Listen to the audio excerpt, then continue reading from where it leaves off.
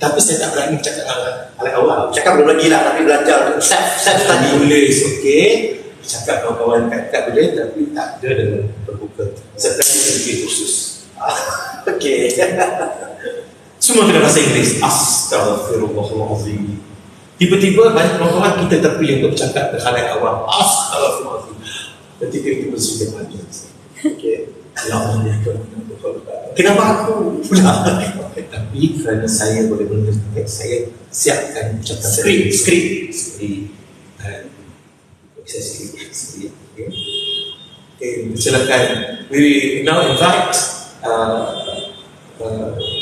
representative of the school. Saya sebut nama tak sebut nama. Okay, to say a few words. Kalau dalam bahasa Melayu, cakap beberapa kata-kataan kan. Hello, goodbye. Cukup kan? Kasi no, thank you. No, yes, goodbye. Okay. Tapi saya kena cakap, saya baca lah. Saya baca, walaupun baca, tetapi saya tahu tentang komunikasi semula dan komunikasi itu, saya cuba mencakap, membaca seperti kita berucap. Berkata. Akhirnya, saya lepas itu orang datang ke saya. Your speech was good. Impress orang tu Saya kata apa je punya, aku menulis. Kalau kata saya tidak bercakap, saya tidak memandang, tetap saya membaca. Fail saya dalam pengucapan awak. Tetapi orang tangkap isi. Maksudnya isi saya sudah lulus. Tulis dari hati. Ya. Bermakna sekarang ini saya belajar, bahasa saya dari segi penyampaian, tulisannya, isinya, saya anggap seperti kekuatan itu bagi kita faham. Ini cara-cara kita membina kekuatan, jangan sisihkan. Tetapi saya tidak dapat belajar sampai nanti saya kerja negeri. Kerja dengan DVD tu pun bukan mesti ada CG diploma tu. Itulah experience. Dengan berita harian pun, saya masa itu saya tunggu keputusan STP ataupun dulu HSC. Nampak tu sangat betul-betul senior. Yes. Masa saya nak menunggu itu, kawan-kawan saya punya kerja, bukan saya, kawan-kawan saya punya kerja dihantarkan dia surat memohon bekerja dengan berita harian. Kawan yang buatkan. Kan dah bisa bukan dengan news science ni, bahasa Inggeris, bahasa Melayu. Kawan tu memang dihantar sejak-sejak ke dia dengan gambar-gambar? Ni kawan pedajar. Saya ikut grup ada pelajar-pelajar Universiti Malaya di projek masyarakat di negeri Kedah. Sesampai saya balik tu pagi, saya masuk kan, kakak saya kata, dia sebut, ini ada ini panggilan untuk interview. Belum interview.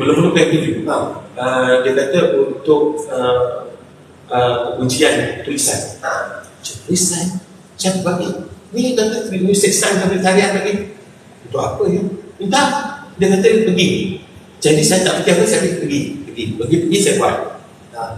Lepas itu kali kedua dipanggil untuk interview.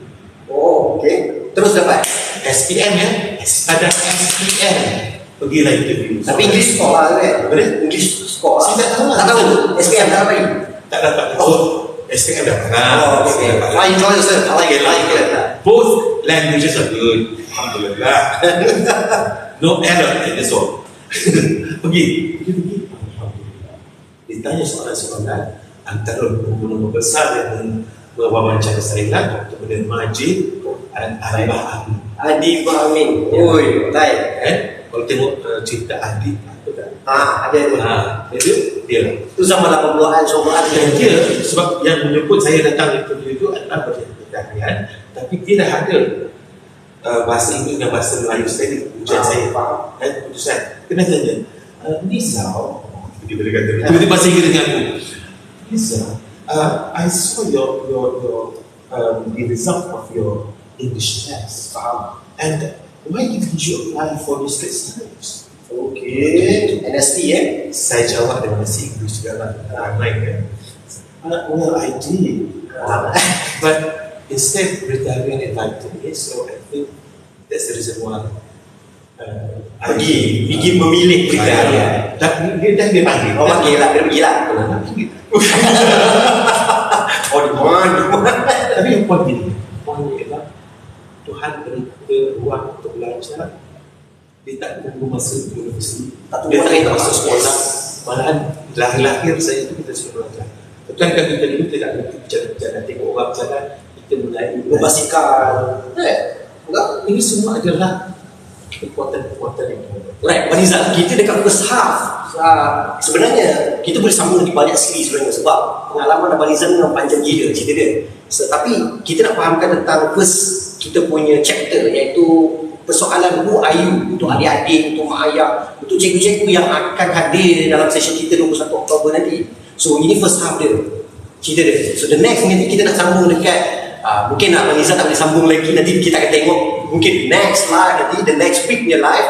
Tapi who are you ni adalah satu benda yang penting. So macam contohnya, setiap orang mempunyai pengalaman yang berbeza, mempunyai orang kata apa, exposure yang berbeza, mempunyai contohnya Banizal ni memang itu yang saya respect dia baru saya tahu, tapi the thing is itu tidak menghalang dia untuk menjadi orang yang luar biasa. So saya terkesan dengan Banizal bila dia bagi tahu minggu lepas ahsan takwim tu. Ini persiapan kita. Sebab kita, bila kita tengok persoalan pertama adalah who are you, kita kena tengok sudut kekuatan kita dekat mana. Adik-adik kena tengok sudut kekuatan, jangan tengok orang lain.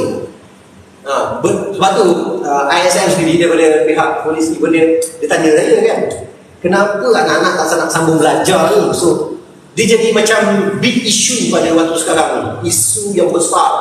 Tapi dia tinggi, boleh kita kecilkan dengan bagaimana kita memandang isu.